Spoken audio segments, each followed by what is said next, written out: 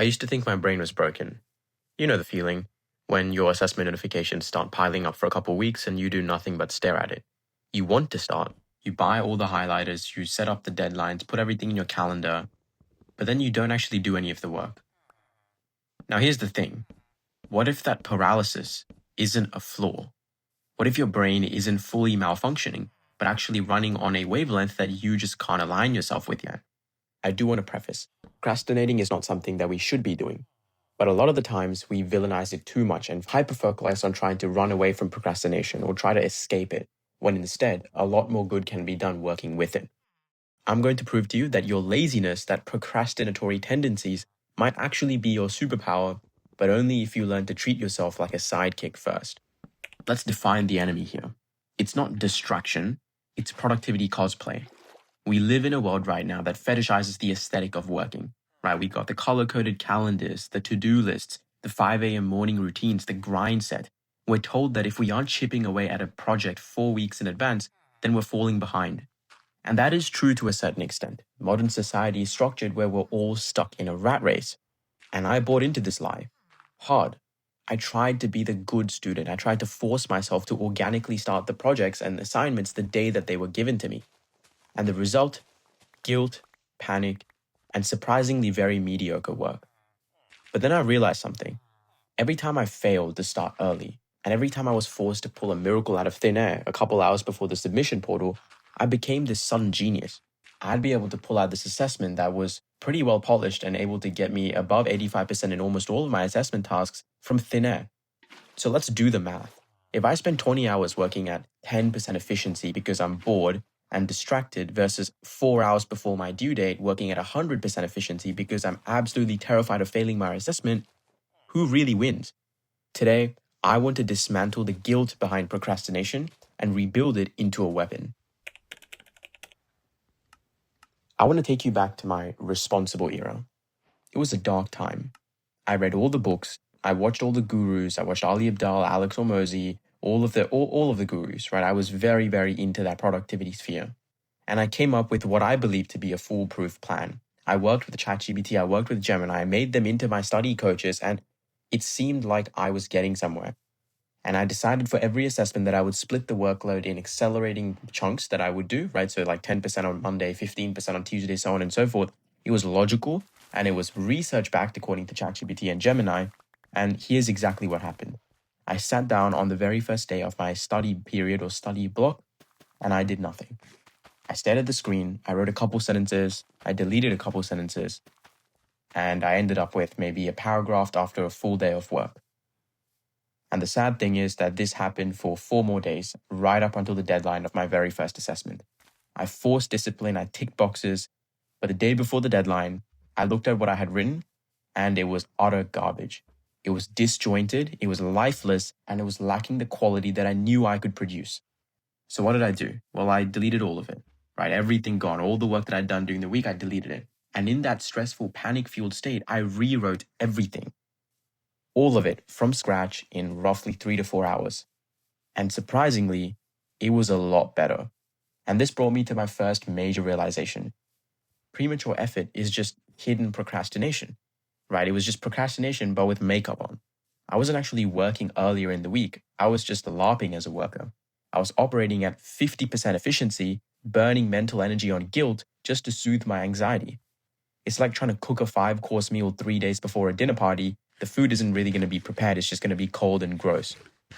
But wait, if waiting until the last minute is the only way to get good work done, doesn't that make life incredibly stressful? Well, yes, it will. Unless you understand what I like to call the hangman's equation. There's this quote by Sir Samuel Jackson that changed my brain chemistry. He said, "Depend upon it, sir, when a man knows he is to be hanged in a fortnight, it concentrates his mind wonderfully." That is what I like to call the deadline superpower. Biologically, what we call this panic state that we enter in because of our procrastination is actually a state of hyper-focus. It's that flow state that every single productivity YouTuber has made a video about at least once in their life. I'm also going to make a video about it, so check it out on my channel. But anyways, back to this deadline superpower. When the due date is weeks away, the stakes are theoretical. Your brain, which is, designed to conserve energy, doesn't really care. And when the due date is imminent in a couple hours or a couple days, when the hangman is at the door, your brain dumps a cocktail of adrenaline and norepinephrine into your system. Suddenly, all your distractions vanish. You don't care about that notification on your phone. You don't care about how hungry you are. You don't care about the fact that you might have missed a couple days of gym. You become a productivity machine. And that's the sweet spot. Most productivity advice tries to keep you low stress, low arousal, ahead of the game. But for people that are chronic procrastinators like me and probably you if you're watching this video, we only function at that peak level of high stress. So what did I do? I stopped fighting it. I realized that the curse that made me procrastinate was actually the key to unlocking my flow state. Now, huge disclaimer here. You can't just ignore the work until 11 p.m. when it's due at midnight and then pray. You need a system. Imagine your flow state self, right? The version of you at 11 p.m. before the deadline, genuinely a superhero, right? Fast, powerful, decisive, getting everything done in comparison to your normal self, right?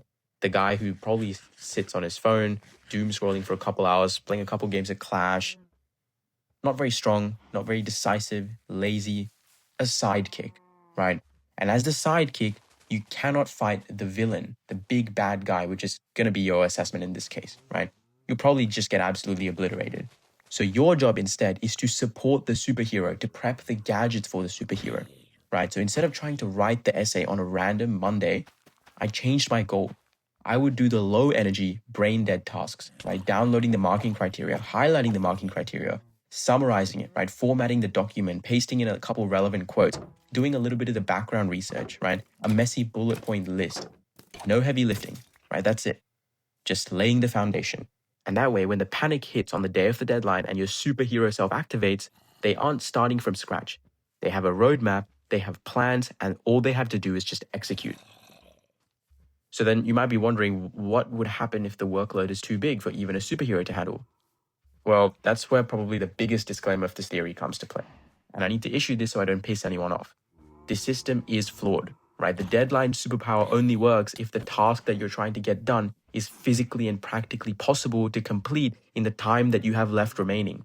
If you have a 10,000 word meta-analysis research report due 2 days from now, I don't care how much adrenaline you have, you're probably not going to get it done to a satisfactory degree. So if you're naturally lazy like me, but you're also competitive and hate losing, you have to hack the system, right? You have to manufacture the hangman.